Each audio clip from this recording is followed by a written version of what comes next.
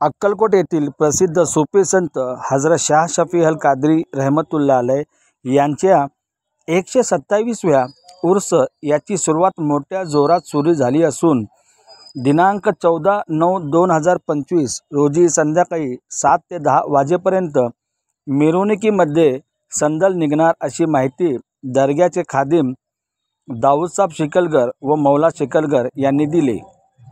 15 तारखेला चिराग दीपायोजन कार्यक्रम असून यात परिसरातील हिंदू मुस्लिम भाविक मोठ्या संख्येने उपस्थित असतात।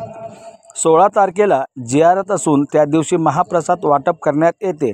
या यात्रेत हिंदू मुस्लिम मोठ्या संख्येने उपस्थित असतात। सदर यात्रा दर्ग्याचे साहेब मोहम्मद शफी शेख यांच्या मार्गदर्शनाखाली दरवर्षी साजरी करण्यात येत असते।